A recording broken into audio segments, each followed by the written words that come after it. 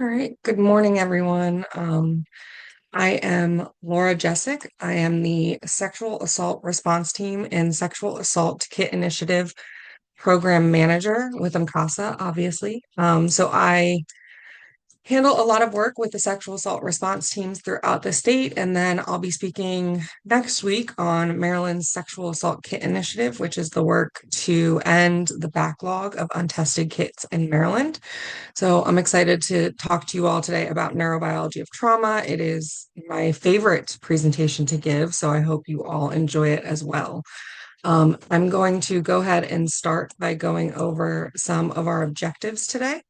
So today with the neurobiology of trauma session, by the end of the training session, participants and attendees will be able to identify at least 4 symptoms of trauma, describe the 5 components of the defense cascade, compare and contrast bottom up versus top down attention, and also apply trauma-informed techniques when working with survivors. So before I dive into the actual content of the presentation, I do want to give a moment, Alyssa, if you can put up the whiteboards. Thinking about these objectives, I would like to kind of see what everyone's goals are for attending today's training session. So, in particular, what do you already know about the neurobiology of trauma, and what are you hoping to learn or find out today by attending this presentation? Oh, I just hit the exit, Alyssa. Can you put that up again? I apologize.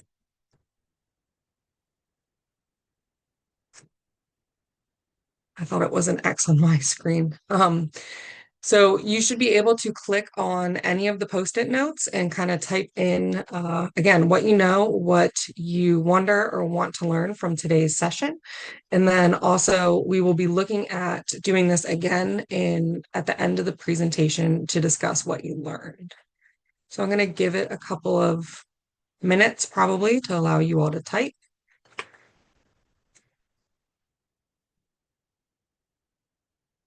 Okay, so somebody said, I don't know much. Trauma can change the makeup of the brain. Hoping to learn how trauma affects our mood and behaviors, affects brain chemistry, how the body reacts. Yeah.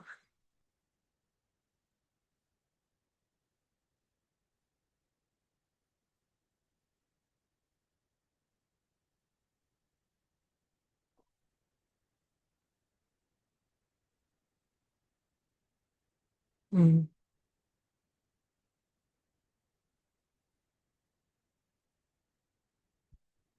Trauma is complex. Trauma is very complex, and we'll talk about a little bit about that today as well.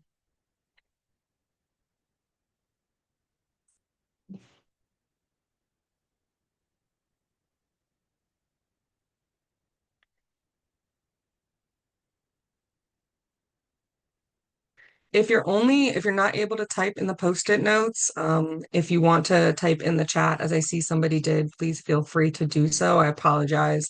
I'm sure Alyssa is trying to work out the um, issues there, but hopefully, if you can't type in a post-it, please type in the chat. So we're seeing how best to explain to clients what they are experiencing. That's definitely something I hope that you can gain from today's presentation. So that's great.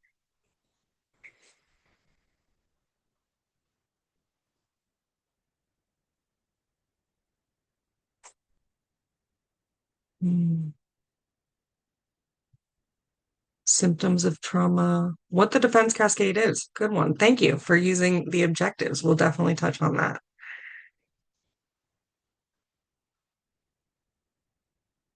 Trauma can change your views, definitely. Okay, so we're going to wrap up here. And of course, if anyone wants to keep adding things in the chat about what they're hoping to learn, please feel free. And I'll try and make sure if it's not already in my presentation to touch on some of these things. And again, at the end of the presentation, we will kind of do a what I learned recap. Um, And before we dive into the hardcore, so to speak, neurobiology of trauma and what's happening in the brain and the body, I am going to take a little bit of time today to focus on some of the basics, I would say. So I see somebody put into the chat that they're either already know or looking to learn how trauma affects people's or how trauma can cause anxiety, PTSD, panic attacks, and mental health conditions. So we're kind of going to start there and then dive into the neurobiology of trauma. So I'm going to start with just a simple definition of what is trauma. So trauma is a normal emotional response to an extremely distressing event. And Hey, I Laura. focus on this. Laura, Yes. sorry. We can't see your slides if you're presenting the Oh, slides. really? Yeah. I didn't think I hit stop share, but how about now? Yes, now we can see them. Okay. I apologize, everyone. But going back to this definition of trauma, trauma is a normal emotional response to an extremely distressing event. So, this seems like something that I would hope many of us coming into the advocate field or working with sexual assault survivors know. But I want to highlight a couple things about this definition. So I'm going to start by looking at the word normal. And this is something that hopefully can turn to what you were talking about when somebody mentioned about explaining to their clients what's happening to them. And the most important thing that I think when working with a client and trying to explain to them the trauma that they experienced is that it's normal. Um, any of these symptoms of trauma are entirely normal. They are often a result of obviously the extremely distressing component of what happened to them.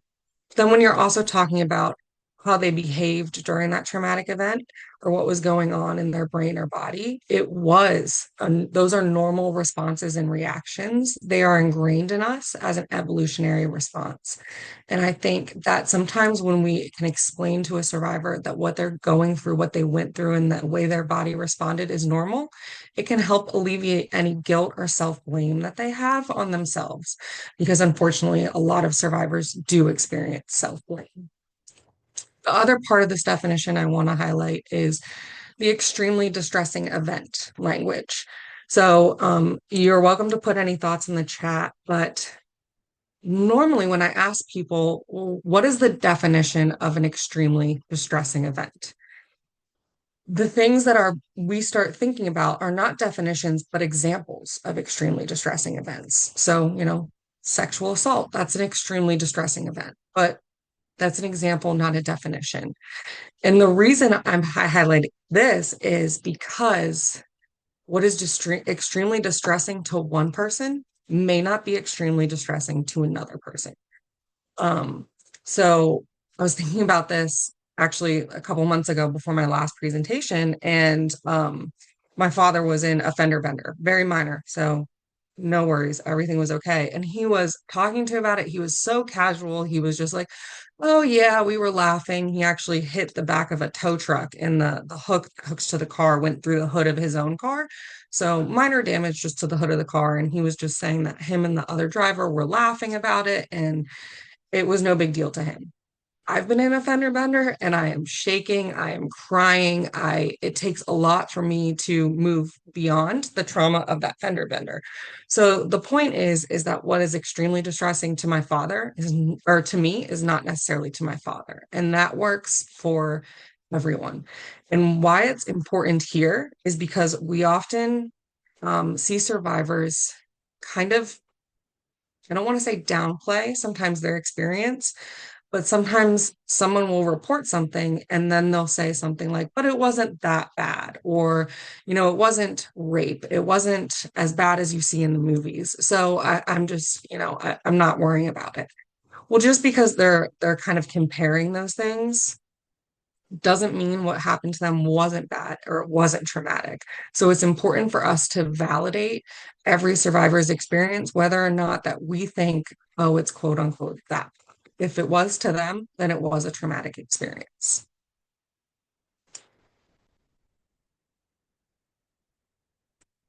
Okay. So we just talked about what the definition of an extremely distressing event is. And now let's talk a little bit about what are some events that can lead to trauma. If you can type in the chat, um, please feel free. What are some events that you think, whether you find them extremely distressing or not, would lead to trauma and possibly development of trauma symptoms? Death of a loved one, yes. And sometimes I always like to highlight in this uh, example of death of a loved one is sometimes it's not even necessarily like witnessing that death, but also just hearing about it, learning that you've lost a key person of your life. But watching the death of the loved one would also work. Car accident from a fender bender to a devastating car accident. Yeah, sexual assault. Why we're here today. 9/11 or similar. I think that's a very interesting one. Because that was like a collective trauma across the country. Um, yeah, these are all great examples. COVID, that's a good example. Yeah, COVID was another collective trauma for all of us. So, these are all great examples of trauma. And again, I just want to highlight that we're here today to speak about trauma during a sexual assault. This neurobiology of trauma does apply to all types of trauma as well. So, the other important component is that when you're working with anyone, even if they don't haven't experienced rape or sexual assault, then they can still have experienced one of these trauma events. And the neurobiology of trauma and the trauma-informed techniques can apply to working with those survivors as well. The other component is that oftentimes trauma doesn't occur in a silo. So a lot of survivors that you may work with that have experienced sexual assault or rape, they may be also dealing with other types of trauma. They may be dealing with the loss of a loved one who passed recently. They may be dealing with just having been in a car accident or going through a divorce. There's a collectiveness. It doesn't occur in a silo. So keeping that in mind when you're working with each survivor is also important. Now to touch a little bit on what we're here today for, the neurobiology of trauma and the effects of trauma. How do you all think someone experiencing trauma would behave? And again, you can feel free to use the chat for this.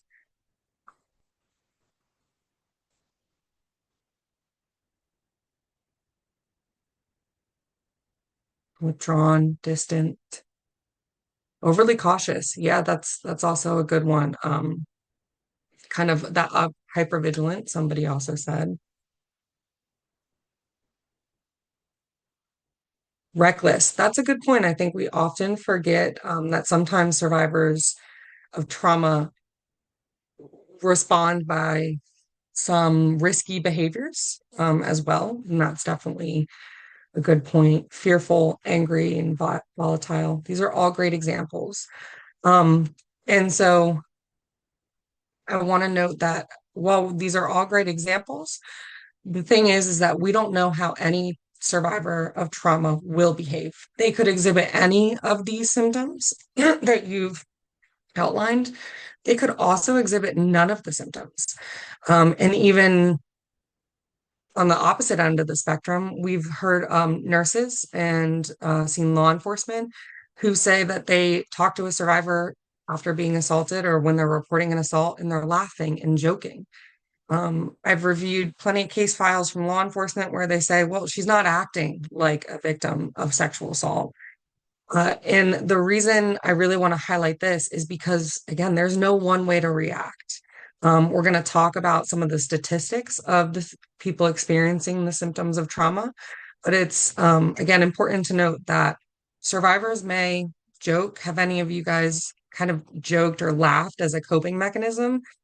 I kind of do that all the time. So people may be reporting and not appearing like they are a victim of trauma or not experiencing trauma symptoms. We're going to talk about some of how what's happened in the brain and body may affect that, but it is important to keep that in mind that just because somebody isn't crying hysterically or scared or angry doesn't mean that they haven't experienced trauma.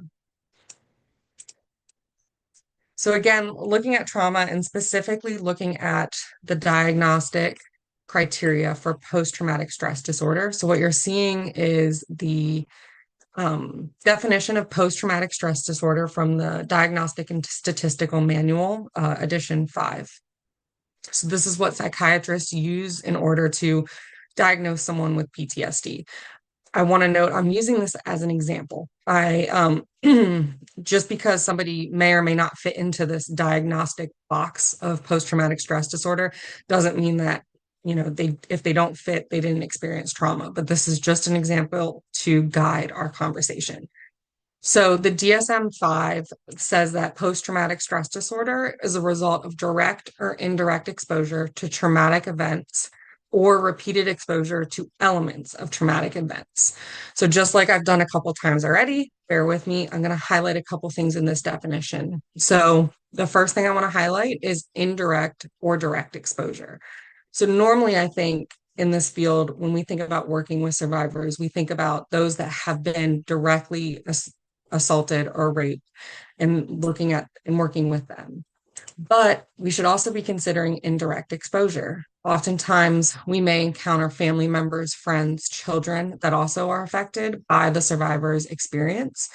And also, we may even have clients that are survivors from experiencing or witnessing traumatic events. So I'm thinking, for example, children that are witnessing parents' interpersonal violence or abusive relationship. That's indirect exposure, but it can still lead to trauma and trauma symptoms. The other part of the definition I want to highlight is repeated exposure to elements of a traumatic event. So this is you all. Working in this field, whether you're an advocate, police officer, nurse, even a prosecutor, you are exposed repeatedly to elements of traumatic events. You are hearing the stories of survivors, and you're hearing some horrible, terrifying things. And it's important to keep in mind that hearing those stories can also lead to you experiencing symptoms of trauma. So I know that we offer some self-care trainings as part of SAVAT, and there's a lot out there. And I think it's easy to brush it off as, oh, self-care, yeah, I'm fine.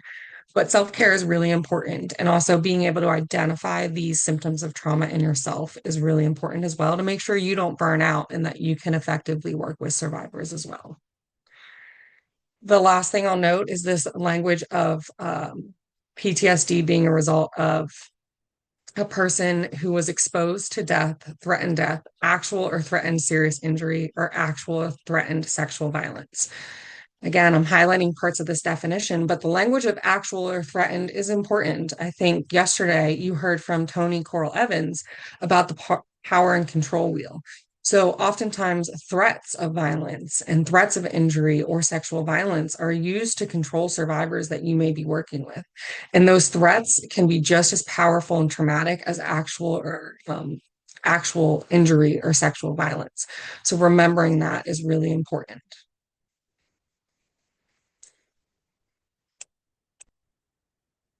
So talking about symptoms of trauma, again, we're going to talk about in the context of the DSM because these are the highlighted ones within the field of psychiatry.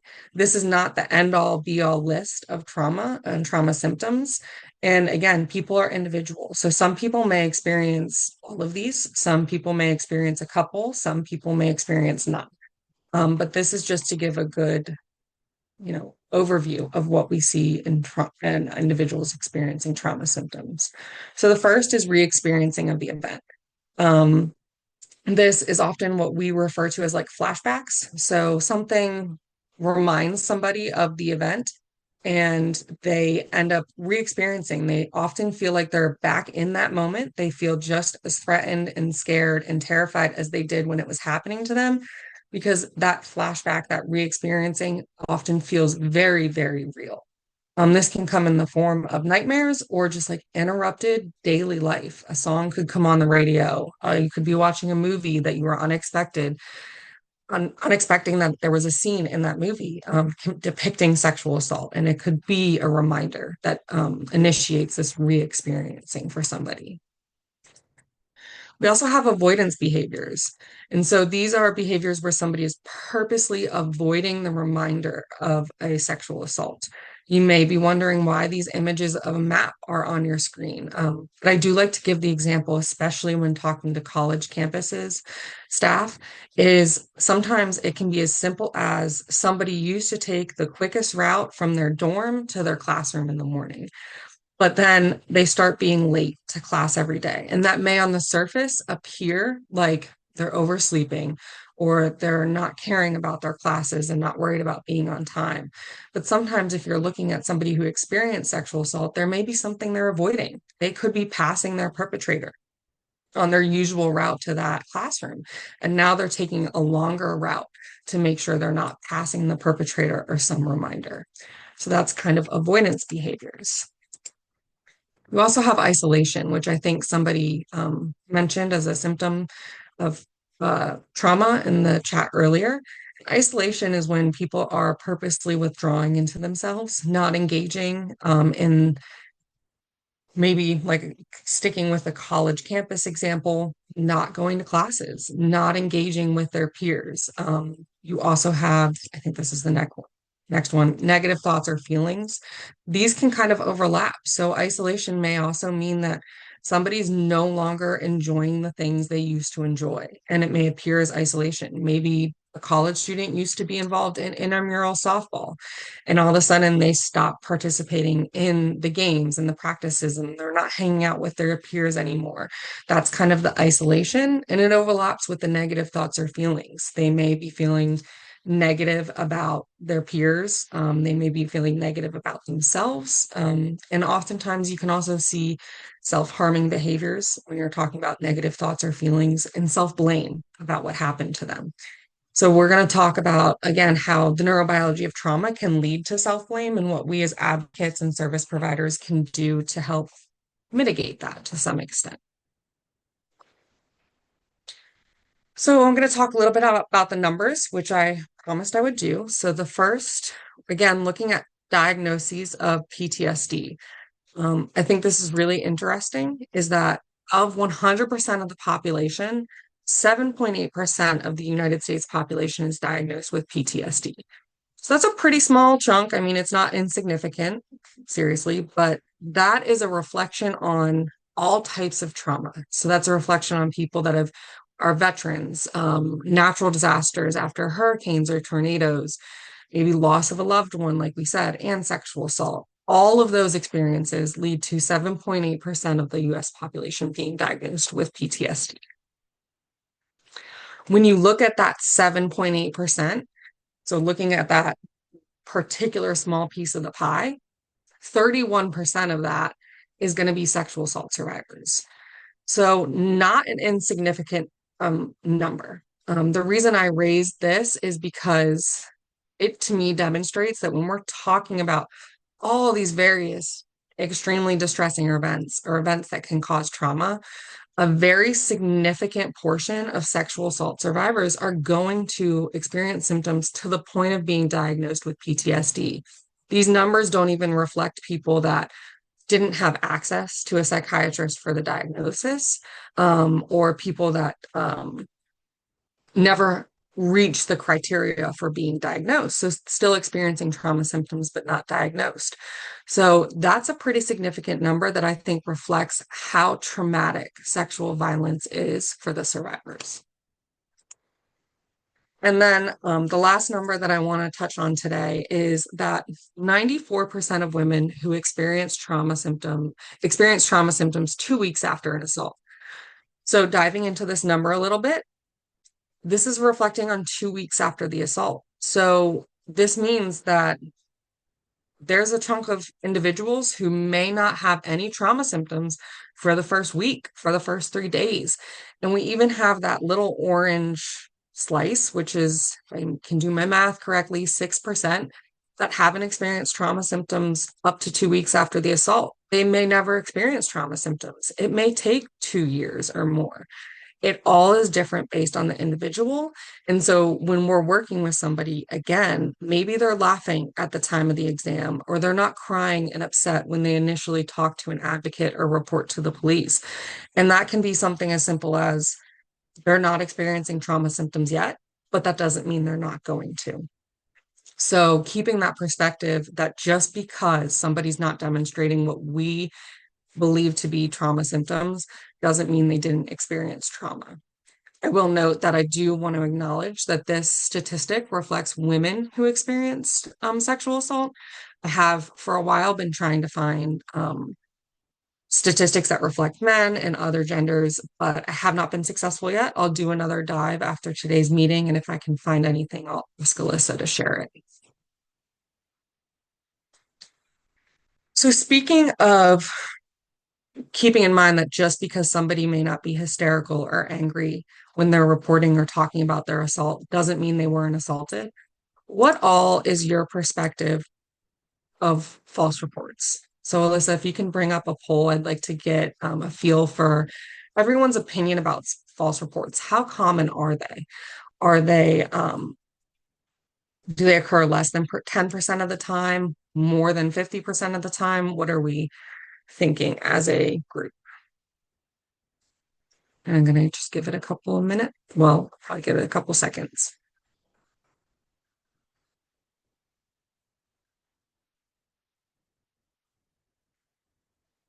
Okay, so on significant portion saying less than 10, few people with 25%, 50%, and 75%. All right. So I'm going to go ahead and end the poll. And we're going to talk a little bit about this perception of false reports, because when we're looking at accepted research today, then the accepted research demonstrates that 4 to 7% of reports are actually false. So are less than 10% number.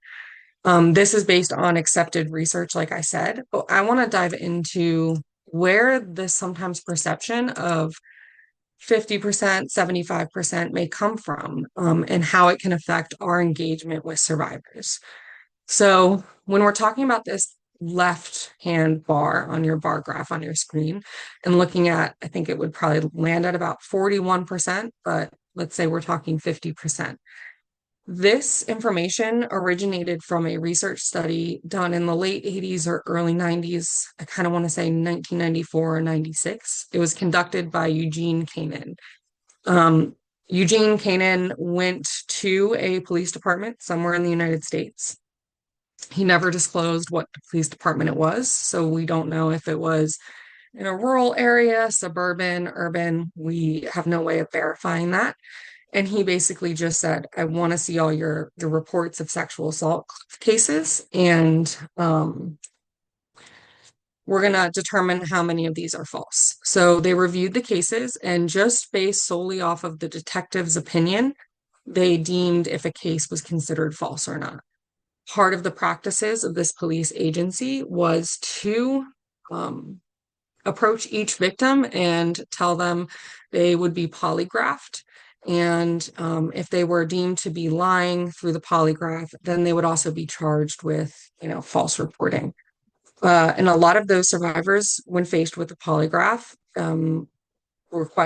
recanted their statement. And unfortunately, those statements were then viewed as false because they were recanted. And part of the problem with this is polygraphs are notoriously unreliable to the point where they are not accepted in a court of law. In Maryland, it's actually illegal to ask a sexual assault survivor to take a polygraph. Also, it's not uncommon when a survivor or someone who's reported a sexual assault is faced with this type of proposal. It expresses to them that they are being doubted, and therefore, they don't want to engage in the system anymore. Part of the problem here is no one can replicate this study. No one can verify anything that Koenen found or did. So, in fact, new research has been conducted that is verifiable and fits within our requirements for accepted research today. And those numbers state that 3 to 7% of sexual assault reports are false. And that actually aligns with the false reporting rates of all other crimes. So theft or robbery, those things are all have the same or around the same false reporting rate. So false reporting is really uncommon. And I think it's important for us to keep in mind where this perception of 50% of of reports are false stems from and what the flaws in that system or study are to keep us in the mindset of, false reporting is very rare and we should be supporting and working with all survivors. Now we are going to start to dive into the neurobiology of trauma. I'm going to start off with it's like a 10-minute video about the neurobiology of trauma. It is, if anyone ever approaches you and says, I really am interested in learning about the neurobiology of trauma, I only have 10 minutes. What can you tell me? Showing them this video is going to be really effective. So it is a couple heads up warnings. It is Scottish. There are some very strong accents in this video. I am going to put on closed captions, but just keep in mind that sometimes the closed captions even get the wording a little bit wrong. So I do apologize. I'm sure Alyssa will be happy to send a link to this presentation in her email for the end of the day or the beginning of tomorrow, so that you all can access it and view it on your own if you would like to do that. Thank you for confirming, Alyssa. I cannot remember if I did optimize sound when I started to share my screen, so please let me know if you have no sound and I'll reset everything and get started again.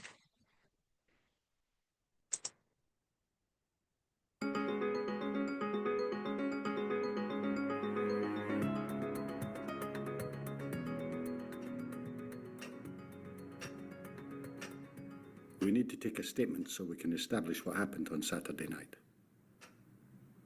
What time did you get back to David's flat? What time? I don't know. Can you give us an estimate? I don't remember. Would your pals remember what time you left the club? He seemed nice.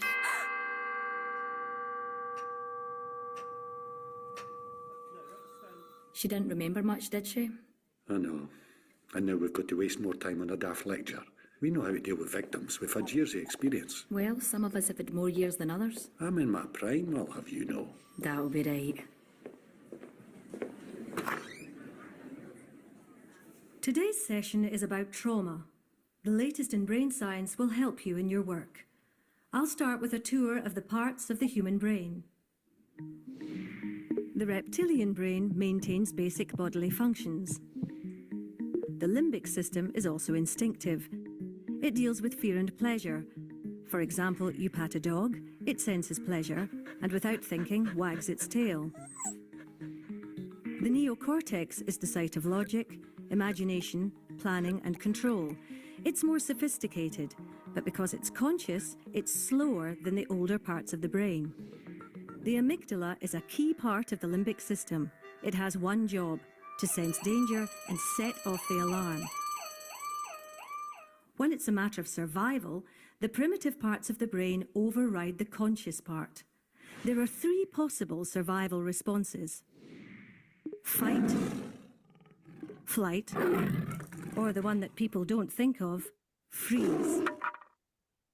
When the alarm goes off, blood and oxygen are diverted to muscles, adrenaline floods the body, and all systems that are not crucial to survival are switched off. Normally, the job of the hippocampus is to file memories so you can retrieve them later, but in times of danger, it stops filing memories, which makes it harder to gather evidence later on. Instead, the hippocampus switches to pumping cortisol. What's useful about cortisol is it stops us feeling pain, so we can focus on survival. Can anyone give me an example? A farming accident where a man carried his own arm for a mile without feeling any pain? Yes, excellent example. It is an evolutionary safety mechanism which is fast and instinctive. In essence, it's our body's very clever way of protecting us. To recap, an example of the three parts of the brain working together. You're standing at a bar. Your reptilian brain is keeping your heart beating. You're enjoying the pleasure of a nice pint with your limbic system. You're using your neocortex to work out if there's time for another before the last train. What could happen to make the amygdala kick in? What if this happened? The way you'd respond would depend not on your logical brain, but on your instinctive brain. Being glassed in a bar would be a traumatic experience. Who can give me another example of an event that can cause trauma? War? Rape? A car crash? Good, yes. Trauma occurs when a person is overwhelmed by something beyond their control. The survival brain takes over the rational brain. It can lead to post-traumatic stress disorder, PTSD, with symptoms that last at least a month. Vicarious or secondary trauma is something you may experience if you deal with incidents such as rape or sudden death, or think of Lockerbie, Dunblane. You're not superheroes. Having a brain makes you all vulnerable to secondary trauma. It's important to understand that when trauma occurs again and again, it can become complex PTSD, such as in domestic abuse or child sexual abuse. The alarm system in the brain becomes jammed. Memories are stuck in the limbic system, so a trigger can set off the alarm. The trigger could be anything: a colour, a smell, a sound, a sensation. Now, the indicators of trauma. What should you be looking out for? Depression. Crying a lot? Yes, that's one response. And at the other end of the spectrum, total numbness. Nightmares? Flashbacks? Stress. Good, yes. And they may feel sick. Also, shame, feelings of guilt, inability to enjoy sex, social isolation, triggers. People often feel overwhelmed by the symptoms of trauma. This can lead to using alcohol or other drugs to block out memories, or self-harm, or dissociation when a person's mind detaches from reality. Indicators can be specific to the type of trauma. Say, dental problems, when someone who was orally abused avoids going to the dentist. A victim of abuse might bond strongly to her abuser. This is known as traumatic bonding, or Stockholm syndrome. And jumbled up memory, when a person's normal recording of memories doesn't work. Can you recall any times you've seen that symptom? What time? I don't know.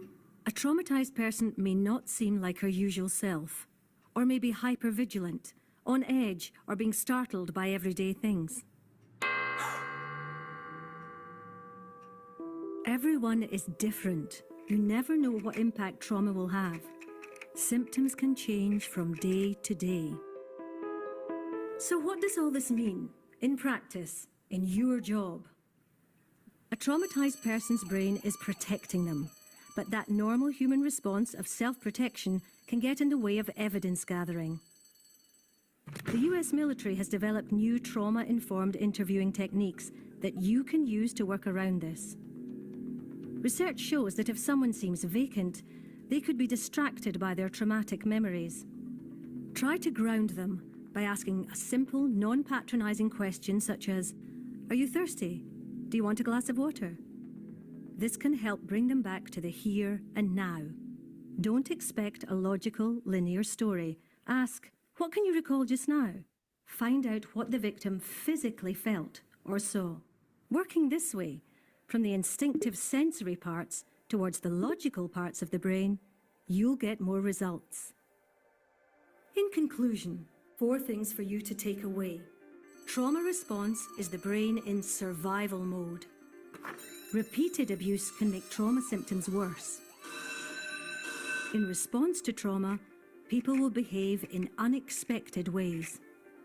Remember, trauma is a normal human response to abnormal events.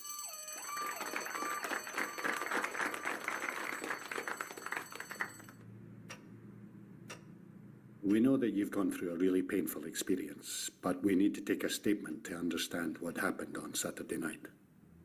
Are you able to tell us anything that you remember about his flat? Anything at all? A dog. Barking. Are you able to remember any physical sensations or feelings that you had? Cigarette smoke. Can smell it now. What was going through your mind? I couldn't understand it. I just couldn't move or even scream. To freeze is a perfectly normal response. So you start with the memories, you don't start at the beginning. You have to engage with feelings to get to the facts. Makes sense. Check you, Professor, getting all sciencey on us. Well, if it gets us usable evidence. There's life in the old dog yet. Oi. So again, I think that video is a great kind of dive into the neurobiology of trauma. We are going to dive into it a little bit further today and go into a little bit more detail about some of the things that were pointed out there. Before we do that, I want to note two things, and then I promise we'll get to the neurobiology part. But is anyone familiar with the interviewing technique that was mentioned in the video as being developed by the United States military? I don't know if anyone is aware of what that interviewing process is, heard of it before. There are some trainings on it. But it is called the forensic experiential trauma interviewing. So it's often referred to as FETI. It was developed by the US military, in particular, now retired Army Special Agent Russell Strand. He developed this process by this interviewing technique by looking at the neurobiology of trauma and evaluating how police typically interview survivors. You have heard and used it, Craig. That's great. Others have not heard of it. So hopefully some of this can tie some of this together for you and how you can use and talk to survivors while reflecting on neurobiology of trauma. So the core components of FETI really focus on Russell Strand's look into neurobiology of trauma and what's happening in the brain. So step one, though, is approaching the person with genuine empathy. So you saw in the video, the second time they were working with that survivor, they said, I know you've been through a really painful experience, but we need to talk about what happened learn more about what happened Saturday night. So they're starting off by acknowledging the painful experience. This I often tie to end violence against women's movement called Start by Believing. So approaching somebody who's reporting an assault by starting with belief. And then also helping them recognize why you're asking them these questions by saying, in order to investigate, we do need to learn more about what happened on Saturday night. And then listening. A lot of times, standard police procedure is kind of approaching somebody and getting the who, what, when, where. In this scenario, when someone's experienced trauma, there's a lot more nuances going on because the traumatic event prevents memory from being stored chronologically. As we heard in the video, the sensations that our reptilian brain and limbic system have processed are actually encoded into our memory stronger than the chronological narrative. We'll talk about that a little bit more, but that's why FETI focuses on those sensations more than the chronological facts. So focusing on pleasure and pain and sensation, smells, sounds, before diving into the facts and using neurobiology of trauma to try and expand on what is recalled to getting more of the narrative as you continue an interview. The other element, kind of policy, it's not an interviewing technique, but it's something I think we should all reflect on when working with survivors, is that there is a policy issued by the International Association Chiefs of Police. Again, this policy, just like FETI, is founded in the understanding of neurobiology of trauma. Now, I'm not here today to bash police or accuse police of anything, but this policy issued by the IACP recommends that all police agencies implement some core components to how they handle police-involved shootings. So when an officer is involved with shooting of a civilian. So the key points that they say all agencies should include in their policy is that the officer should be transported to a safe and supportive environment They should be permitted at least one sleep cycle before providing a pertinent or in-depth interview. And they should be allowed privileged communication. So speaking with somebody who is confidential doesn't have to disclose anything to anyone else. This I like to overlap with working with survivors because unfortunately, we don't always allow these things of survivors of trauma or sexual assault. Excuse me. So instead, we should really be working on making sure that survivors are transported to a safe and supportive environment. We shouldn't be interviewing them, and this is particularly mainly for law enforcement, but we shouldn't be interviewing them when they're in sight or in the same room as a perpetrator, like we may do in IPV or domestic violence cases. I have seen practices where someone goes to a police station, reports to the police, and then the police transport that survivor right back to the scene of the crime and conduct interviews there. That is not a safe and supportive environment. Allowing for one sleep cycle helps with the brain storing what memories were encoded and storing them into long-term memory, which is helpful with recall. And then privileged communication, really to me, I highlight this as the importance of allowing survivors access to a confidential advocate. So speaking with a rape crisis center advocate or a community-based advocate, this is not the same as working within the system. So our victim witness coordinators or a police-based advocate. No, not bashing them. They are excellent. They are important for this work, but they are not privileged communication. They have to convey anything the survivor says to them back to the police, the detective, or the prosecutor. So there is that difference between a system-based advocate and a community-based advocate. So again, I just think that when we're talking about trauma, we're looking at what we know about neurobiology of trauma, we should be incorporating these same policies that are recommended for police cases into our work with survivors. Now for the neurobiology of trauma. We're going to start off by talking about the prefrontal cortex and the amygdala.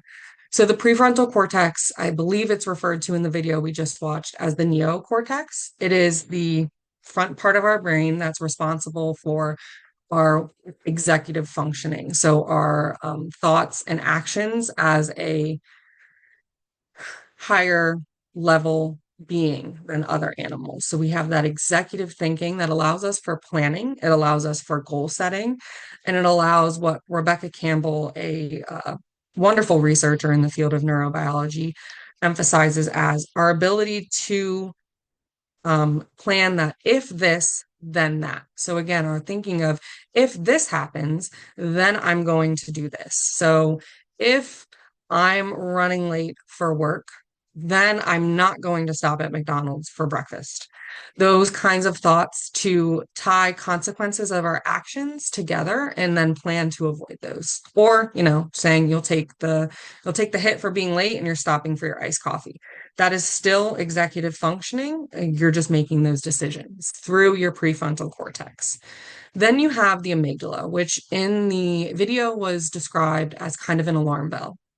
It's in the core center of our brain, and it's always active.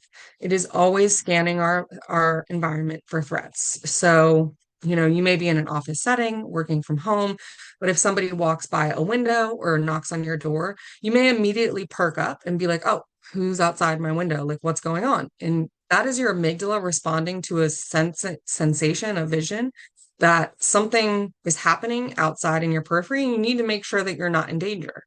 So ideally, your prefrontal cortex is always active, and so is your amygdala, except for your prefrontal cortex is functioning at a higher capacity, while your amygdala is relatively quiet because hopefully you're in a safe environment. So hopefully right now, your prefrontal cortex is allowing you to take notes, process some of what we're talking about, to just think about how you're going to work with survivors or compare it to interactions that you've had with survivors in the past. And your amygdala is quiet because you're in that safe environment. What happens when the amygdala essentially gets louder and sets off an alarm bell that there is danger? What happens is the amygdala gets louder, sending off that alarm bell, and the prefrontal cortex is shutting down. So we are losing our ability for planning. We're losing our ability for goal setting, and we're losing our ability to do that if this, then that thought process. So as the amygdala sounds, our executive functioning starts shutting down. It may not shut down completely, but it does start shutting down. And what happens when that amygdala is sounding the alarm bell, it actually initiates what is known as the HPA axis. So this is the hypothalamus, pituitary gland, and adrenal gland. So when the hypothalamus sounds the alarm, recognizes that the amygdala's alarm bell is going off, the hypothalamus, which is often referred to as the grand central station of the brain, because all messages, all trains go through the hypothalamus. So when the hypothalamus is saying, oh, our alarm bell's going off, we need to do something to protect ourselves, it then initiates the pituitary glands. The pituitary glands are referred to as the master glands and are in our system. And it basically says, hey, we're in danger. We need some assistance from our hormones to kick in and help increase our chances of survival. So it communicates to the adrenal glands, which actually are above the kidneys, that, hey, release some hormones. And when the adrenal gland receives that message, it releases a flood of hormones into the body, which allows the body to respond to this traumatic event that's happening and increase likelihood of survival. So when the adrenal gland does release these stress hormones, I probably unprofessionally call it a cocktail of hormones. It's not like just, oh, a strong hit of adrenaline. There's a number of different hormones being released. And some of the main ones that I want to discuss today are starting with catecholamines. So catecholamines, they're your adrenaline. That's your fight or flight hormone. That's going to give you that energy to push through and fight or flee if that is the response that your brain decides to engage in. Similarly, we have cortisol, which also affects energy levels that can assist with fight or flight. Cortisol is often referred to kind of as the stress hormone. If you're really stressed out, you also have probably high cortisol. I don't know about everyone else, but my current Instagram feed always is talking about, oh, you have high cortisol levels, lower them, get them back to normal. It's really important that our cortisol is lower in our body, and things for those of us working in the field like self-care can help reduce cortisol in the system. But when you're experiencing trauma, cortisol is entered and flooded into the system to, again, affect energy levels for self-protection.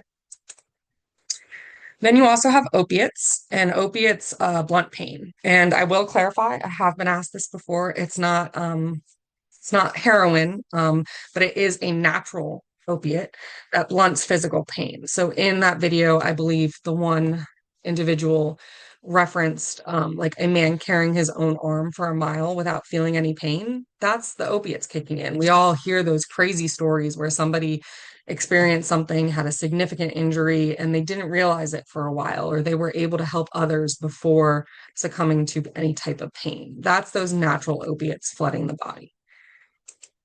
And then lastly, I want to talk about oxytocin. So oxytocin also floods the body with this stress hormone and that response from the pituitary gland. For those of you that are familiar with oxytocin, oxytocin actually creates positive feelings. So we experience oxytocin, obviously when feeling happy, but there are four other times, prominent times when oxytocin is released in the body. Is anyone familiar with those? If you want to put them in the chat, whether you're familiar or not, or just taking a guess, is there any type of event other than trauma where you feel like the body would need a release of oxytocin? I'm going to just give it a second before I give away the answers.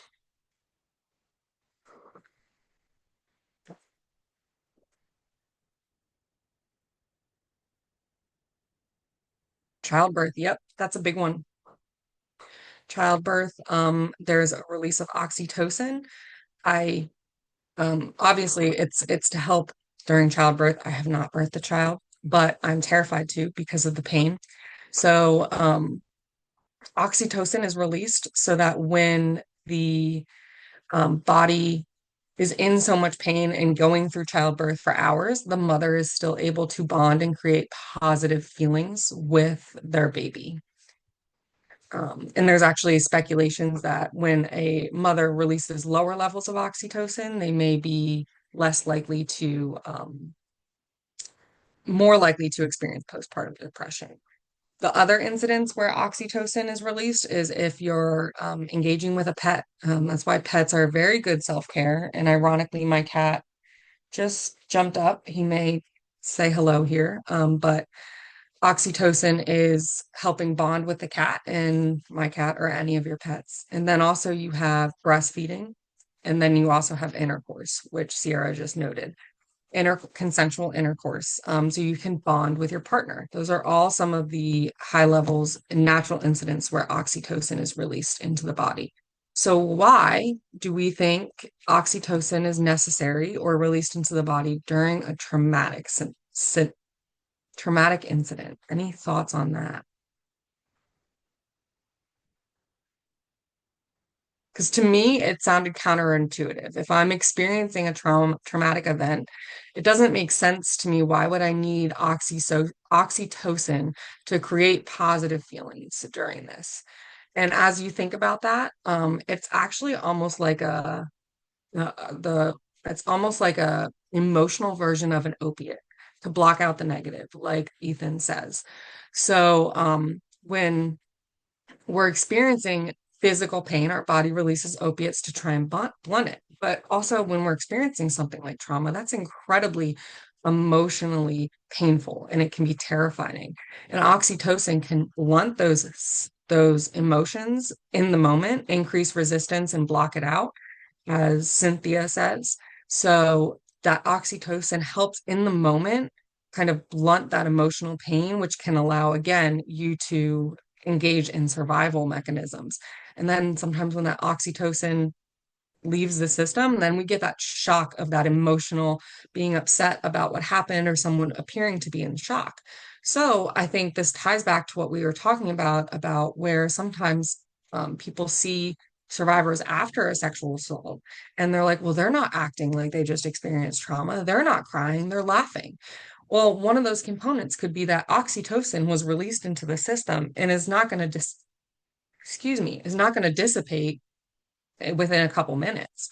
So there is that oxytocin in the system that may be lending to that, or it could just be that somebody's not experiencing trauma or trauma symptoms yet, and that's their coping mechanism. But it's something to keep in mind.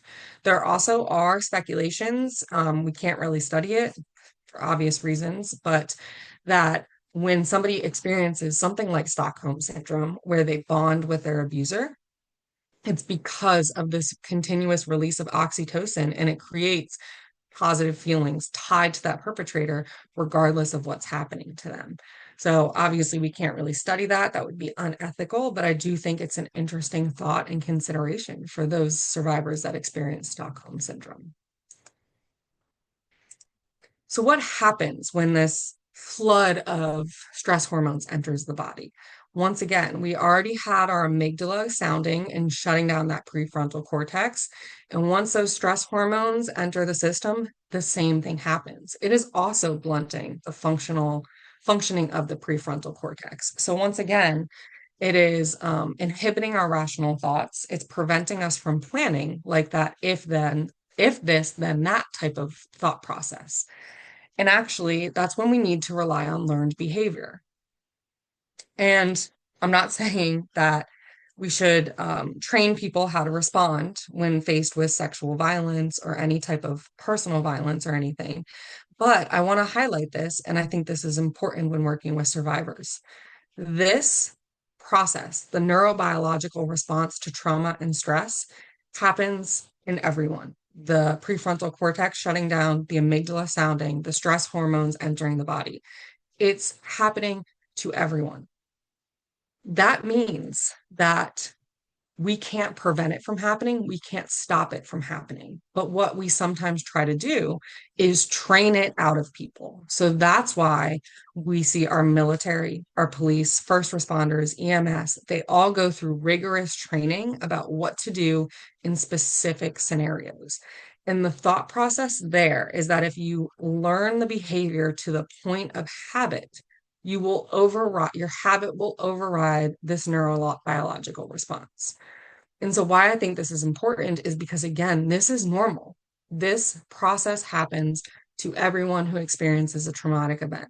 It wasn't a choice by the survivor, a like conscious choice of them. It's a biological and evolutionary response that is ingrained in us. So, and even when we talk about relying on learned behavior, we all hear those stories where somebody froze during, some type of first response, a firefighter responding to the scene of a fire, and they just freeze. So sometimes even our learned behavior isn't entirely reliable, but that is why there's so much training for those types of professions. And survivors, we don't expect them to learn how to respond by any means. That is, again, not what I'm saying.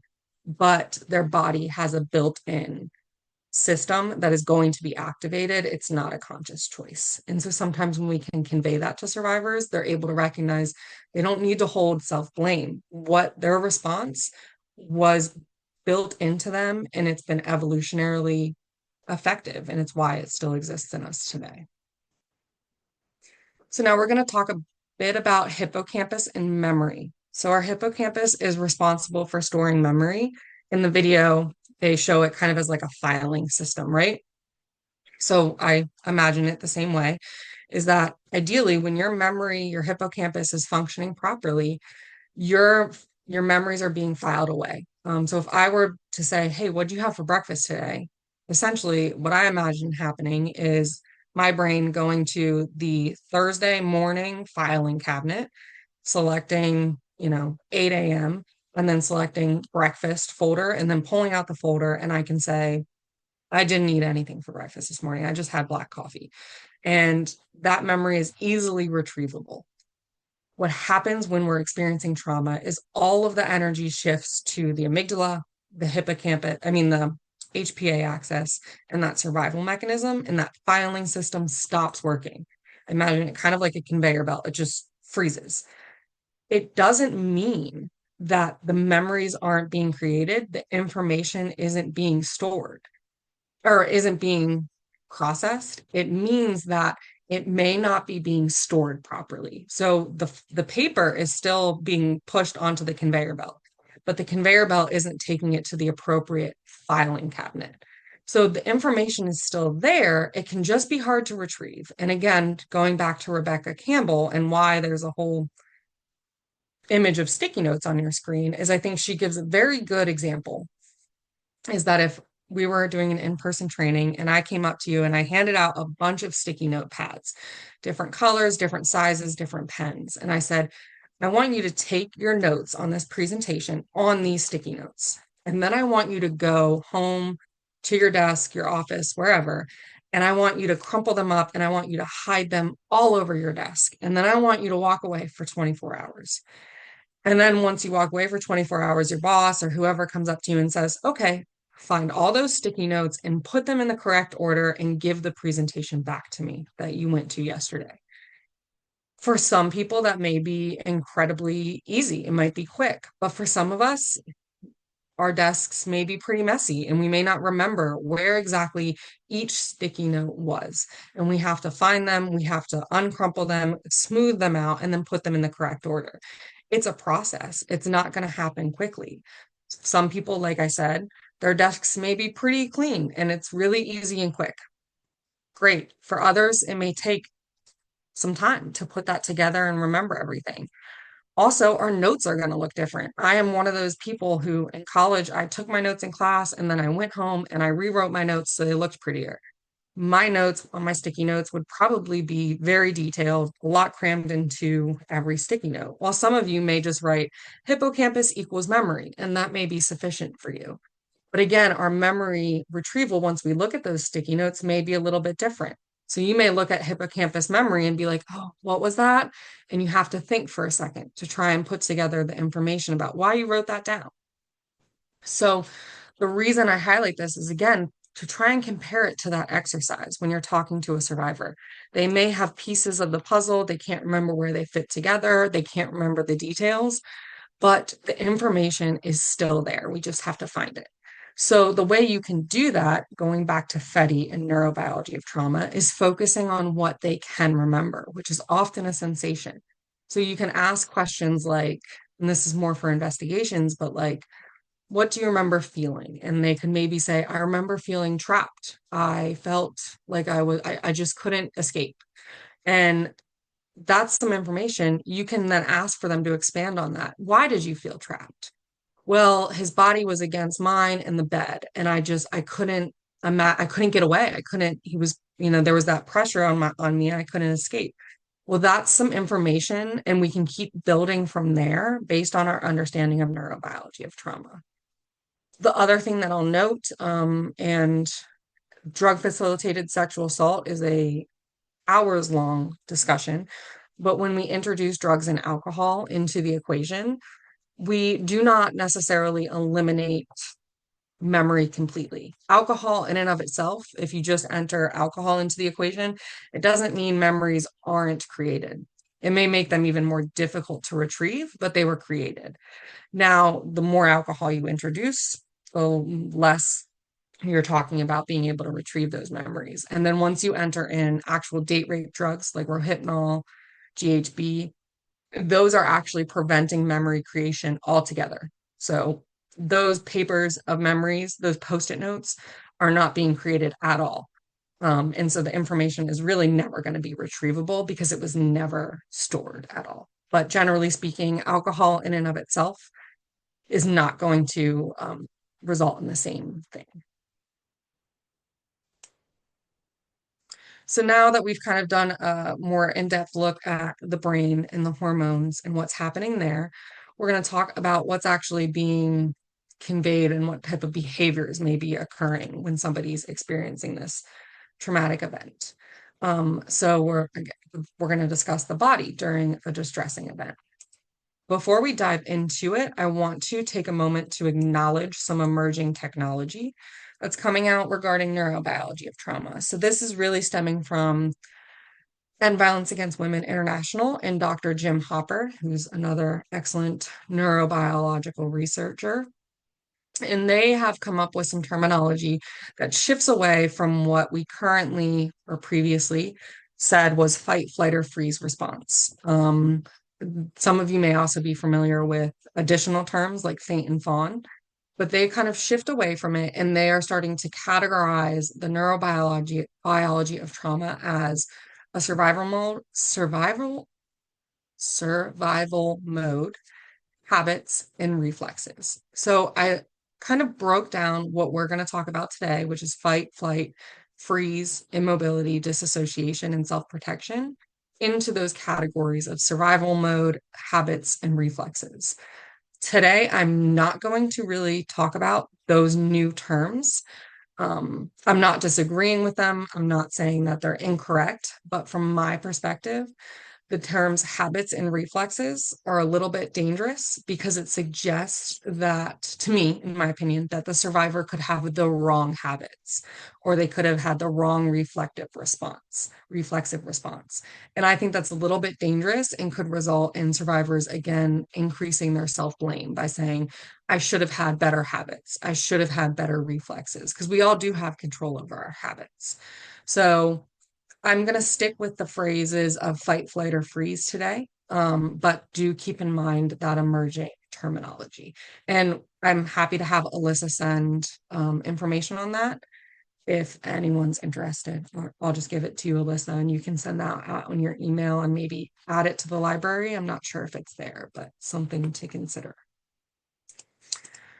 So when we're talking about fight, flight, freeze, and this general response when you're threatened with trauma or trauma is occurring to you, you enter into what is known as the defense cascade. So this defense cascade is a series of behaviors or actions that our body and brain engage in as a means of self-protection, of defense. It is a cascade, and I think that's important. It is not a linear response. It is not necessarily a one response and done. You can engage in multiple components of this defense cascade in a singular traumatic event. It also doesn't mean that just because if somebody's experiencing repeated trauma, that if they freeze one time, it doesn't mean every time they experience trauma, they're going to freeze. This defense cascade can engage, can shift based on just the brain's interpretation of the events. So again, you're not beholden to one response for every type of trauma incident that someone may experience in their lifetime. So if you look at the left-hand side of your screen, you're starting with orientation, social engagement, tend, or befriend. And then you're moving through fight, flight, freeze, and the various immobilities. So we're going to talk about all of these components of the defense cascade today. So we're going to talk about these tend and befriend. So this self-protection habits, if you would like to refer to the habit terminology. These are non-confrontational responses to unwanted sexual behavior or sexual advancements. We all have these behaviors. We have them outside of the context of sexual advancements. We have them even just like in the office setting. I always think of the movie, I hope I'm not dating myself, but Office Space. If you haven't seen it, there's a character who's always having his stapler taken from another. And it's like trying to navigate how to be like, hey, like stop taking my stapler without snapping at your coworker and causing a problem, right? So these are things like saying, my partner will be mad, so I'm not going to go home with you tonight. Or I have an early day tomorrow. Sorry, so I'm going to go home by myself tonight. Or my friends are looking for me. I need to go and find them. They're going to be worried about me. Or I don't have any condoms and I'm not going to have sex with you without protection tonight. These are all types of non-confrontational responses to say, you're not interested in these sexual advancements or going home with an individual, so to speak. And ideally, they work. Ideally somebody takes that, it's no, I'm not interested, and they move on. Well, what happens when these self-protection behaviors don't work? That's when we enter into the component of the fight, flight, freeze of the defense cascade. And actually, the first thing that will happen is a freeze response. So we always think about fight, flight, or freeze, but the body, every one of us has an initial freeze period. So some of us describe it as kind of like a deer in headlights scenario, but I really like to refer to a bunny or a rabbit. So when you're walking in a park, I'm sure we've all had this scenario, or whenever you're outside and a rabbit, a bunny crosses your path, kind of may just cross your path as you're taking a walk, they typically just stop in their tracks at first. You may see their whiskers kind of moving, their ears twitching, and that's this initial freeze response. Their brain is taking a moment and body to kind of assess the scenario, and then they're either going to mobilize, they're going to run away into a bush, or they're going to fight you. I've never encountered that, but you never know. Or they may engage in extended period of freeze. So they may just kind of stay frozen until you walk by them, and then they go about their business. So that initial freeze period happens to all of us. That's kind of a brief moment of assessing our scenario, and then the brain determining how to respond. Again, they may mobilize into fight or flight, or they can enter into extended freeze. And there's two types of extended freeze we're going to talk about. We have tonic immobility and collapsed immobility. So tonic immobility is really what we often hear survivors describe as just being frozen. They felt like they couldn't move. They felt completely paralyzed. Now, I should say that just because somebody describes it, we can't guarantee them like, oh, you felt frozen, you were experiencing tonic immobility. It's likely, but we can't, without being there and assessing the situation, we can't be sure. But it is a very common response to sexual violence. Up to 70% of survivors experience tonic immobility when during a sexual assault. Some things to keep in mind about tonic immobility is it's again a sense of paralysis, but also it's kind of like a muscle contraction. Our muscles kind of engage and tense up. And our breathing may increase in kind of like a rapid stress response, and then our heart rate may increase with that as well. So it's kind of like a tensing up of the body, but you just feel like you couldn't move. The other thing is that the onset of tonic immobility is really quick. So it's not something that slowly comes on to somebody. It happens quickly. And often when we're talking about sexual violence, it happens at the point of like touch, maybe penetration of some sort. So it's kind of like that shock to the system and feeling just like frozen. That is not to say that tonic immobility always happens at the sense of like penetration. it can happen just as someone starts to feel threatened, and they're realizing they're in a sense of danger, and their body tenses up as a response. But the return to kind of homeostasis and normal ability to move is also quick. So you can come in and out of tonic immobility very quickly. In contrast, somebody may enter into collapsed immobility. Collapsed immobility may be like somebody's just saying, I just felt like a rag doll. I just went limp. I, you know, lost control of my muscles, and I just could just only just lay there. So that's kind of an indicator of collapsed immobility. That's, instead of a tensing up, it's a loss of muscle tone. And in some scenarios, not all, the survivor may actually lose consciousness. In contrast to tonic immobility, the onset and return to quote unquote homeostasis is slow. It takes longer to come out of collapsed immobility. So again, in contrast to compare the two, tonic is a sense of tension and paralysis with tense muscles, increased respiration and heart rate. And in collapsed immobility, you have somebody who just kind of feels like they just went limp. Again, feeling like a rag doll. They lose that muscle tone, may lose consciousness, and they enter into more slow breathing and that loss of muscle tone.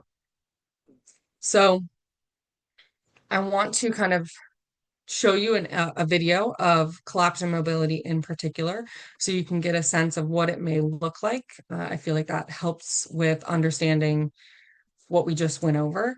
I will say a couple things. This video is animals. No animal gets hurt. There's no blood. There's no gore. But that being said, if this is not something you're interested in watching, you find it upsetting or activating for you, then please take a moment, step away, get a glass of water, check your phone, check your email, whatever works. It's a short video. There is no dialogue to it or sound, but just while you're watching it, please pay attention to and maybe write down as you see changes in muscle tone, breathing, and what it looks like when this impala is returning to quote unquote homeostasis.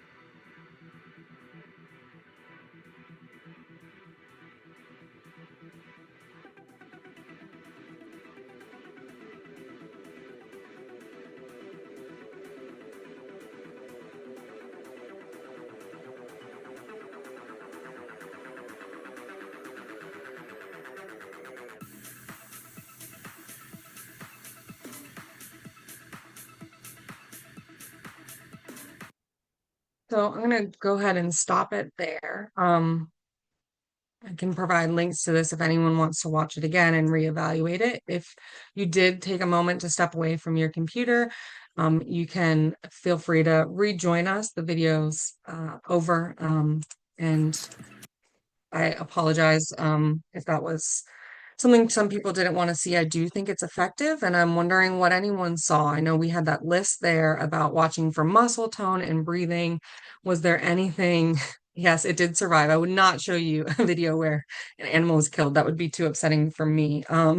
too. But well, if anyone wants to put in the chat what they may have noticed about the muscle tone, the breathing, or anything during that video, please feel free. And I'm going to take a moment to address Raymond's comment in the chat about recent studies on fight, flight, or freeze in an organization discussing different wording. So I know Ethan mentioned AVAWI, and again, that does come back to this emerging terminology. It's really, I think, piloted out of EVAWI about shifting from fight, flight, or freeze to survival mode habits and reflexes, which if we look into the defense cascade, you can fit into fight, flight, or freeze into all of those categories: survival mode, habits, and reflexes. I am just not referencing those today because I do feel personally, I don't feel that it's incorrect, but I feel like if we talk about it as habits, then that can convey to survivors that they have the wrong habits.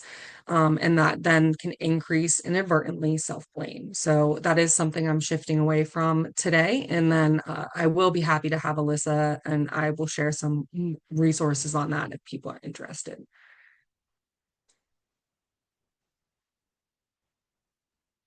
Okay, so when talking about the video of the Impala, you may have noticed that like its muscle tone was completely limp, that animal had its neck in its grip. When it let go, it just kind of fell to the side. It had lost muscle tone. It was completely limp. Its breathing, honestly, you couldn't even really see it breathing at first, and it wasn't blinking at all. It appeared to be dead. But as it kind of came out of that collapsed immobility, you saw that breathing pick up and you saw it kind of regaining muscle tone, and it was shaking, and then it ran off. It's an example of collapsed immobility and what it may, I guess it doesn't depict what it feels like, but what survivors may experience when they do have collapsed immobility as a response. I do want to talk about other, how we see these behaviors, both tonic immobility and collapsed immobility, and other animals in the animal kingdom, and I'll touch on that briefly. So some examples of tonic immobility are sharks. I find this one fascinating because sharks are an apex predator, but somebody figured out that they enter into tonic immobility, and you can actually initiate that tonic immobility response by rubbing their chin, and then they float nose down, like you're seeing here on your screen. So that's sharks use tonic immobility. Chickens, if you've ever been around chickens, if you scare them, their legs go really tense and they don't move. Then you also have fainting goats, which I know were a trend for a while. There's a lot of amusing videos of people opening umbrellas and things around these fainting goats, and they kind of enter, again, a form of tonic immobility, shock. They have complete tension of muscles. They're not moving. That's their response to that stimulus and that fear. In collapsed immobility, you have hognose snakes. They curl up and play dead, essentially. You also have possums. This is from a Geico commercial. I don't necessarily support Geico, but I do find it an amusing commercial where possums kind of collapse and they do what we refer to as playing dead. And then, as we just saw, we have impalas as well, who enter collapsed immobility as a defense mechanism. And then, of course, we have humans in both categories. If you've never seen the slingshot videos on YouTube, Google it. It can be very amusing, good form of self-care to get some laughters. But, humans do have this defense mechanism ingrained in them, as we've been speaking about. And I'm not just showing these clips or going through this. I'll go back for amusement, to watch these GIFs.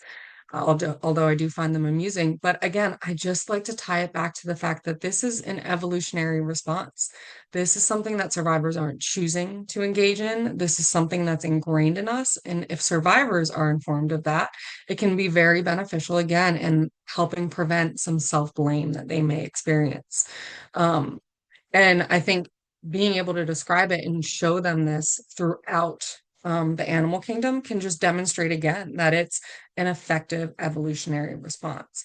Now, I think some of the things that people really struggle with is collapsed immobility, or at least I struggled with it when I really started diving into neurobiology of trauma.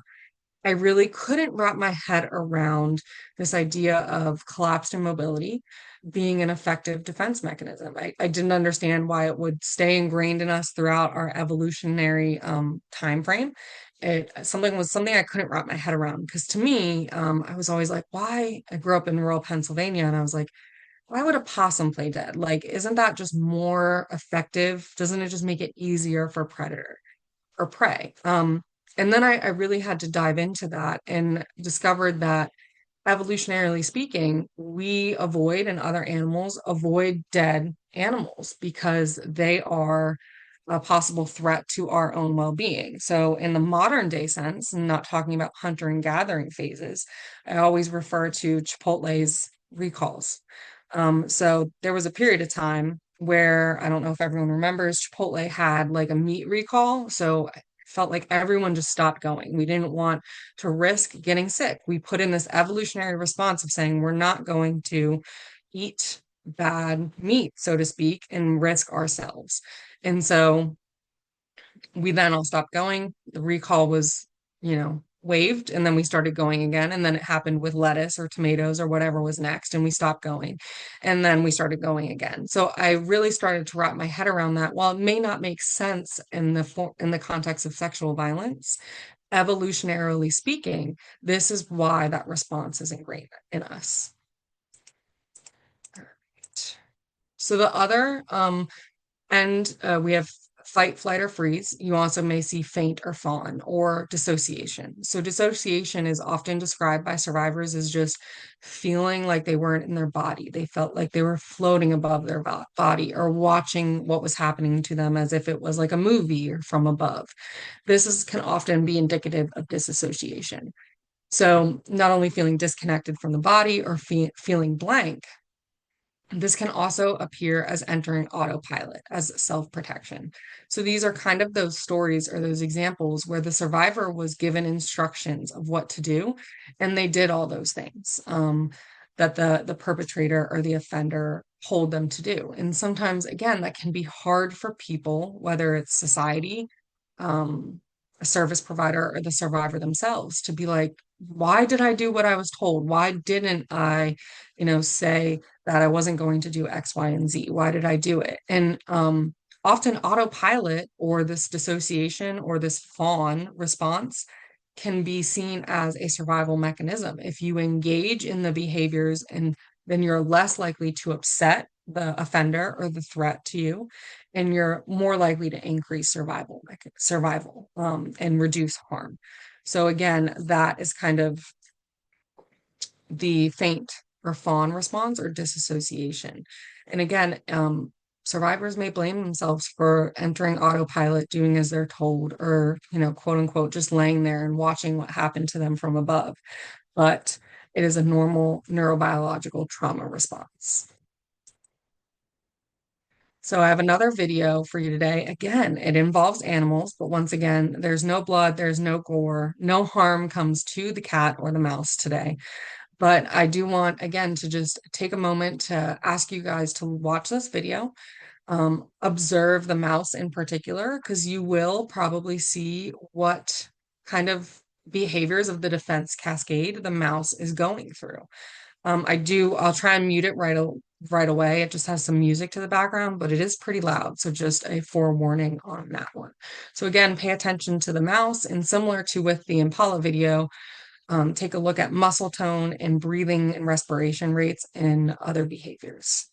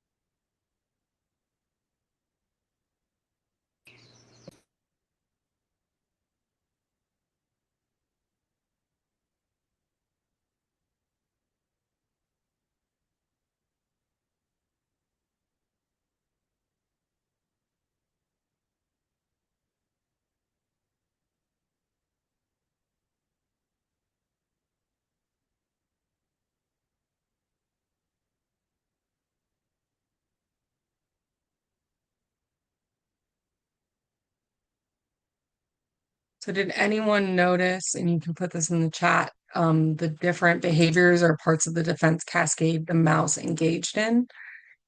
I'll give it a second and also kind of go back here as people think about maybe what parts of the defense cascade they saw. I'll just highlight that, at first the mouse appears to be completely limp. The cat is able to kind of bat it around. You can't see any type of breathing rates or any respiration occurring. And then similar to the impala, you start to see a rapid respiration rate. So you really start to see it breathing rapidly. And then as it comes out of this immobility response, it and then engages in kind of the flight response or fight response. So it begins to kind of fight with the cat. And I think this is, again, a good demonstration of the fact that someone can experience various parts of the defense cascade during a traumatic event or a threat. It's not necessarily one and done. You're not beholden to if you freeze, you freeze. You can freeze and then move into fight, and then you could enter into freeze again. So you can experience all components of the defense cascade in one traumatic event.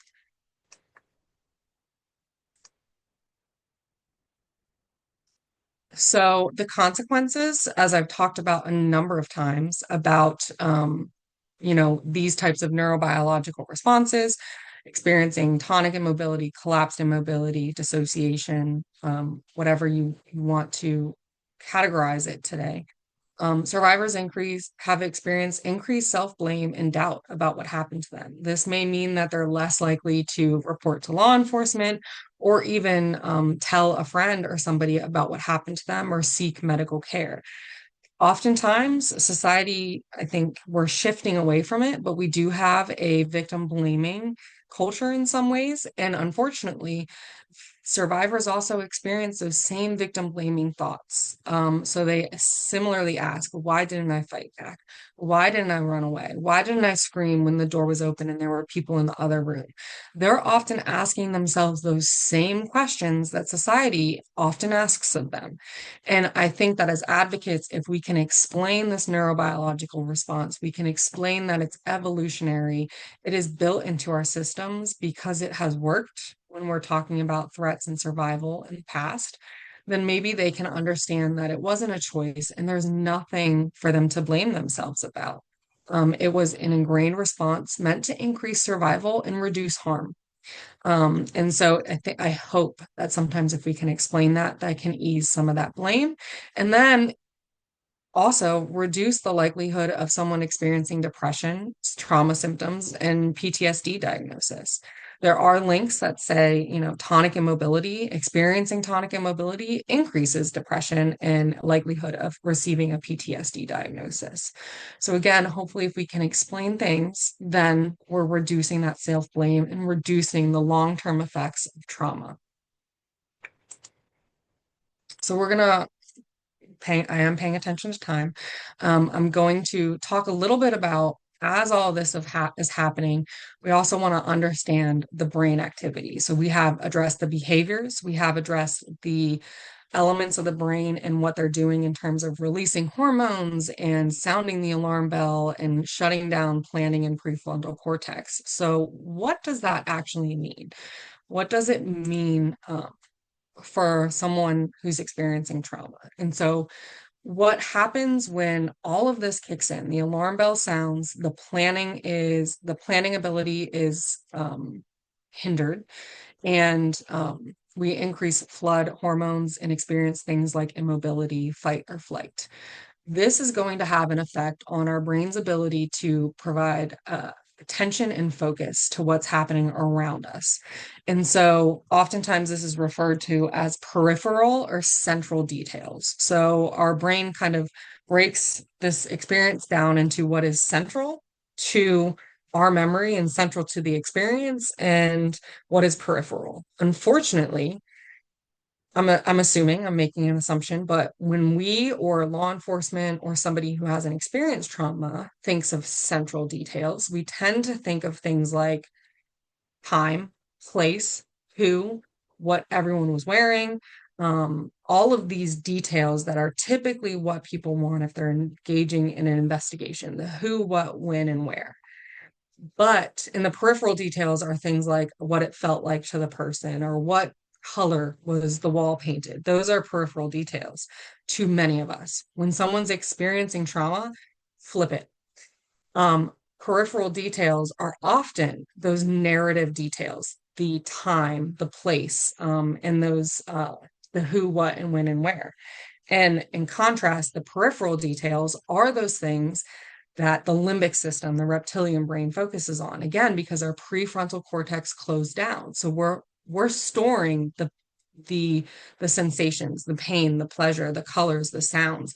Those details are peripheral in memory to the survivor. So we want to, again, looking at neurobiology of trauma, focus on what they remember and try and build from there. And we just have to recognize that what is typically central may not be central to the survivors in the survivor's memory or recall. So we're going to talk briefly about two types of attention. The first is top-down attention. Top-down attention is essentially the top of your brain, your prefrontal cortex, working first and then down through your brain system. So your prefrontal cortex, your ability to plan is it's in full capacity. You're able to say, I have a presentation at 10. That means I need to wake up at 7:30, make my coffee, eat breakfast. Then by 8:30, I want to make sure I'm running through the presentation, making sure my videos work. That's that internal guidance of my goals for today and this morning and what I need to do to achieve those goals. That's top-down attention. Bottom-up attention is the reverse. Again, we're talking about the bottom of your brain, your reptilian brain, your limbic system, working primarily before the top part of your brain. So this is when your attention is driven by external factors. You may have this internal goal of survival, but that ability to plan isn't necessarily there. It is based on your raw sensory input, what you see around you, what you're feeling. It's also involuntary, and it's based on survival and determined by fear. So sometimes why there's an image of the gun on the screen is that in some scenarios, in some trauma events, maybe where someone's being threatened or mugged and there's a weapon in use, they may be able to very accurately describe what weapon was used because the brain's bottom-up attention focused on that weapon. It said, that weapon is the threat to our survival. Focus on it. Make sure you know where it's being pointed. Make sure if you're going to be attacked with it. That is the threat. And so someone may be able to describe it. They may not be able to describe what the mugger or the perpetrator looked like. Again, because that brain attention focused on that survival, that fear, and the sensory input of that weapon. So sometimes when we're talking about sexual assault, though, there's not always a weapon used in sexual assault, but somebody's attention focuses on one thing, and that may be a form of dissociation, and it may also be bottom-up attention and action. So somebody may be able to say, I think we saw in the video, it smelled like smoke. There was a dog barking. These are things that the brain focused on. There's one case that always sticks with me where a teacher was assaulted and she started counting the ceiling tiles. And so that bottom-up attention really points our attention at some particular things, that raw sensory input, sometimes tied with threat or survival. So Alyssa, if you have a moment, I'm going to ask you to pull up a whiteboard and then ask everyone to take a moment and take a look at these descriptions of attention, and then I think we're doing a dot voting activity where you can copy and paste or click and drag a dot to identify which of these are top-down types of attention and which of these are bottom-up. So if you identify what's on the sticky note as bottom-up, you can copy and paste or click and drag the blue dot. And if you believe it to be top-down, you can click and drag the black dot. So I'll give you all a couple moments here to identify what these are.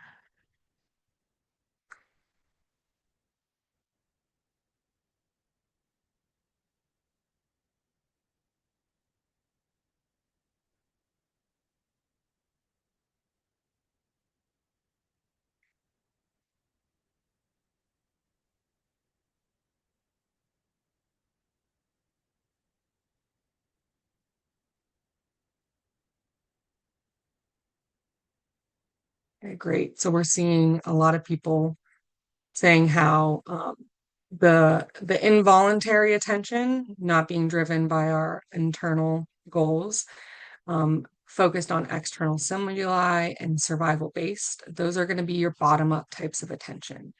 In contrast, having the ability to plan and having the ability to be focused on goal oriented is going to be top up attention, or top down, sorry.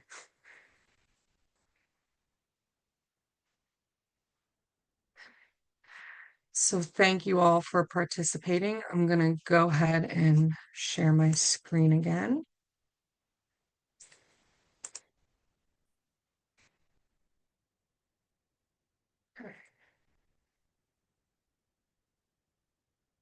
Okay.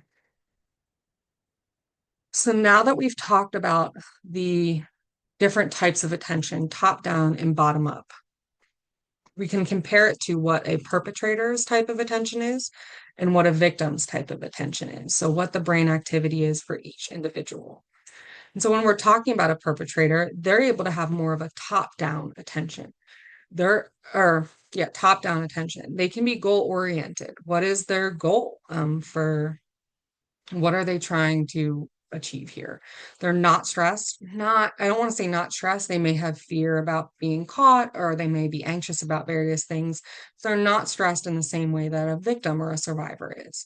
So here their prefrontal cortex is in control. They're able to complete that if this, then that type of thought process. They're able to plan and be reasonable. The example I always give here is a bit of an extreme example, but on your screen is Ed Kemper. He's an infamous offender, and he, just for some context, he really wanted to be a police officer. He was like almost 7 feet tall, very big man, and the police at the time said, he was too big to be a police officer, so he didn't get to become a police officer, but he continued to go to the local kind of police hangout bar. And even while he was committing his crimes, he continued to go and hang out with the police, make friends with them, ask questions about the case. And then his prefrontal cortex was in so much control that he was able to take the information, any leads the police were following, and then shift his approach during his next offense accordingly to kind of throw off the police and ensure that he wasn't captured. And he did this so well that when he called the police and confessed to his crimes at one point, and they didn't believe it. They were like, "Oh, it's just Big Ed. He's just kidding." But this is just meant to demonstrate that perpetrators are able to have that planning. They're able to control their attention. They're able to be goal oriented. They're able to engage with other individuals in a normal sense. In contrast, survivors or victims, they have that bottom up attention. They're fearful, overwhelmed. Their attention is solely based on survival and reducing harm.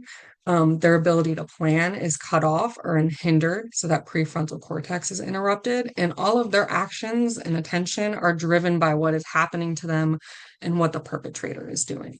So we have two very opposite ends of the spectrum of what is the brain activity of a survivor or a victim and a perpetrator.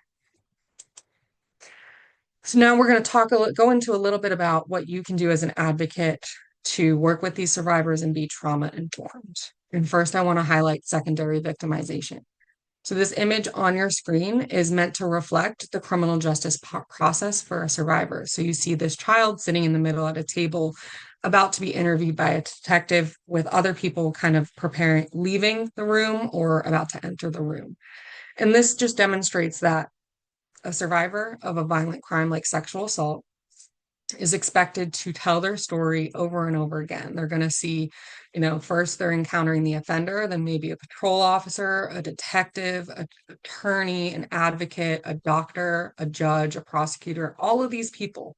The system is built for this survivor to have to go through things over and over again. And while I would like to believe that the system is not meant or designed to be cause secondary victimization, it does. It inherently does. And I think that it's important for advocates or any service provider to recognize that. You may be sitting down with that survivor as an advocate and have absolutely zero intention of causing secondary victimization. You're there with to be an advocate, to be comforting, to offer resources, to offer support as somebody navigates this process. But that doesn't mean that it's not causing secondary victimization. And that's important to remember, that regardless of what your intent is, it can be causing secondary victimization. So I don't care. I mean, I guess I care, but it doesn't matter how trauma informed a detective is, a nurse is, an advocate is, a prosecutor is. We are still sitting down and asking them to relive something that was horrifying.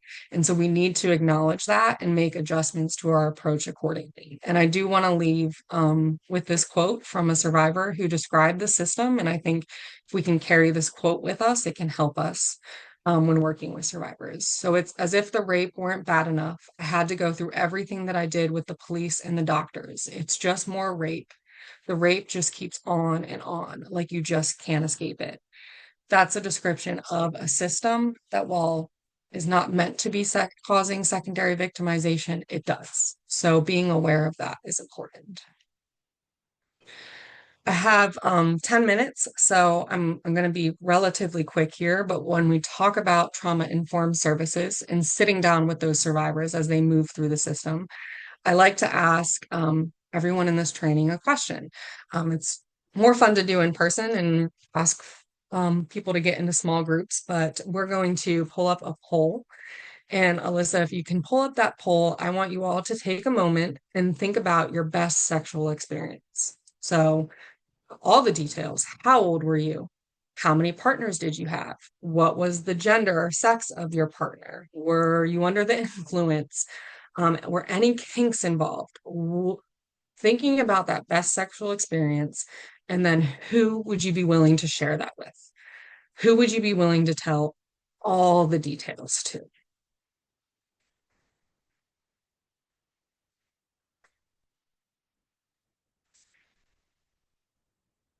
So we're seeing a lot of no one, that's private, a best friend, maybe a sibling, or maybe a coworker.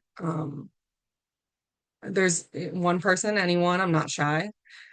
Um, But yeah, almost 50% are saying no one, or we're at least limiting who we would be telling that to. Obviously, a best friend, a sibling, or a coworker. I'm assuming they're all people you're comfortable with, you've shared personal details with, have had embarrassing moments with.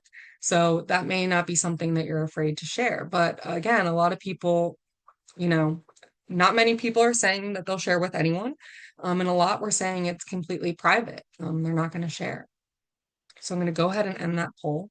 And the purpose of this exercise was for us to reflect on who we're willing to share those details with for the best experience. So if we're talking about being sex positive and we're talking about a positive experience, a positive memory, and we're not willing to share that with anyone or a stranger, that should inform us sitting down with a survivor who we're asking to share the worst thing that's ever happened to them. And we're asking them to share the details. We're asking them to share how scared they were, any threats made against them, how injuries happened, what they were thinking, what they were feeling. All of these questions we're asking, and it's terrifying for those. And if you're not willing to share the best experience with a stranger, imagine how it feels for that survivor to sit down with you and share the worst thing with a stranger. And that's what our system is asking them to do. So when we can mitigate that, we can do that by using trauma-informed services. And so trauma-informed services have 6 core principles. Those core principles are on your screen. If you're not familiar with them, trauma-informed services are founded in safety, trustworthiness and transparency, peer support, empowerment, voice and choice, collaboration, and recognizing cultural, historical, and gender issues. So when sitting down to work with a survivor, you should be thinking about these 6 components and what you can do to offer those things to somebody. So when talking about something as simple as safety, making sure, are we talking with them in their home where they were abused or where an abuser may live, or where their child or somebody may be in the home and listening? Is it a safe environment? offering that trustworthiness and transparency. I think this is really important for obvious reasons, besides just being trauma informed. But also, when you sit down with a survivor, we should be fully transparent about our role. What are we here for? Are you an advocate? You're here to provide support. You're not here to investigate. Are you a forensic nurse? You're here to document, provide medical care, make sure they're physically well, and collect evidence. Being transparent about your role. And the key piece here is also being transparent about your confidentiality. So, are you going to have to tell law enforcement anything the survivor tells you? You should be upfront with that because that's also going to demonstrate that you're being not only transparent, but it sets the trustworthiness. Because if you don't tell them, hey, anything you tell me, I have to tell the detective, I have to tell the prosecuting office. If you don't tell them that and then you go and do that, it can destroy any trust you initially had. Thinking about peer support options. Having a professional advocate is excellent, but are there peer support groups that are available through your agency or the local rape crisis center or anyone else so that the survivor can recognize they're not alone? Empowerment, voice, and choice. Those things are really important when we're talking about sexual violence because someone's choice, someone's voice was taken from them. They weren't able to decide what happened to their body. This can be something as simple as, I always give this example and I'll be quick here is when I first started in my career, I worked with the public defender's office. Please, no judgment. But I would have to go into the local detention facility, and there were very strict rules when you're interviewing a person in a detention facility. You always sit closest to the door. You never let the individual between you and the door. So that's something very simple. When I went on to my next job, I was working with women who were just released from incarceration. And by habit, I set up my office so that my desk, my chair was closest to the door and they were away from me. And it was apparent. It took me a while to truly recognize, but when I would have a client come in and tell them to sit down at the seat furthest away from the door, it was probably reminded them of being incarcerated, not having an easy route of escape should have something happen to them, and it was uncomfortable for them. So simply shifting my approach so that it was a more open setting, one seat wasn't clearly designated as mine, and then letting somebody come in and saying, pick where you'd like to sit. It was interesting because when I first started meeting with clients, every client chose to sit closest to the door, and it makes sense. But as I built the trust with somebody, as I demonstrated that this was a safe place, people started to sit in other seats in the room, not just the one closest to the door. So that voice and choice can be powerful. Also collaborating with them, asking them what their goals are, not just focusing on what you think they are or what you think they should be, but collaborating with them to make sure you're helping reach their goals and identifying cultural, historical, and gender issues. That's always important. And the one thing I'll say is that something we can do very simply as service providers is acknowledge, ask people for their preferences, their pronouns, the name they would like to be referred to as, and acknowledge if you make a mistake. If you accidentally use the wrong pronoun, don't try and brush it off. Acknowledge it was a mistake. Empower that survivor to correct you when you make that mistake, and then fix your mistakes. So those things are very important for being trauma informed. So some general principles as we close out today on what we as service providers should do. We should understand that there's no perfect or typical victim. Every victim, every survivor will have a different response to trauma. They'll experience different trauma symptoms. It's a spectrum. It's not everyone's going to do one thing.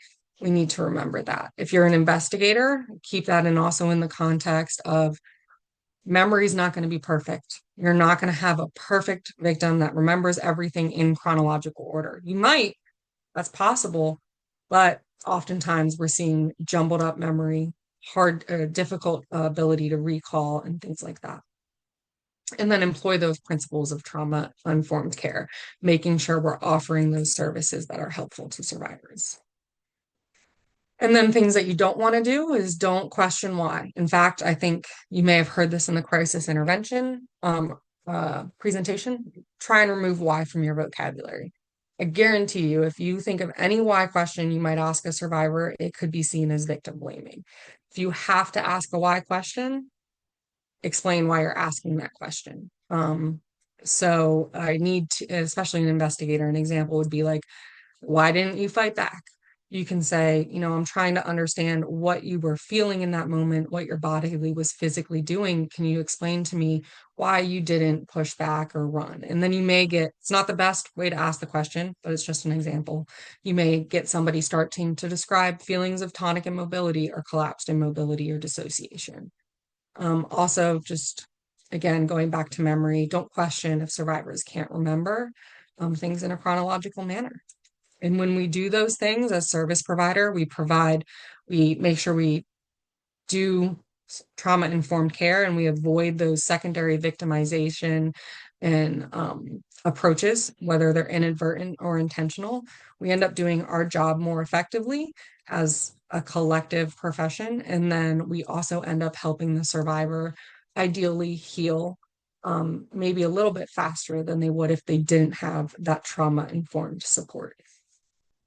So I am right up on time. I want to thank you all for sitting with me for 2 hours. I know it's a lengthy presentation. I do hope that you enjoyed it. I will ask Alyssa to share a whiteboard, and as you all maybe enter in what you learned from today in those sticky notes, since we started with what you know and what you're wondering. If you want to add in anything about what you learned, I greatly appreciate it. There's also an evaluation link, and I'm going to hang out and watch the chat for the next 2 or 3 minutes to see if there's any questions. And my contact information is not on the screen. I apologize, but I will put my email in the chat. So if anyone has any questions they're not comfortable asking in this kind of more open public environment, you are welcome to email me, or if any questions come up in the future as you reflect on this. Thank you so much for that presentation, Laura. I just posted the anonymous evaluation link into the chat. Again, we greatly appreciate all feedback as we are constantly striving to improve. You'll receive a follow-up email later today with a copy of the evaluation link, the PowerPoint slides. I'll include Laura's email address, the links to the videos that were shown, and the video as well for today. So thank you again for joining us, and we hope to see you tomorrow.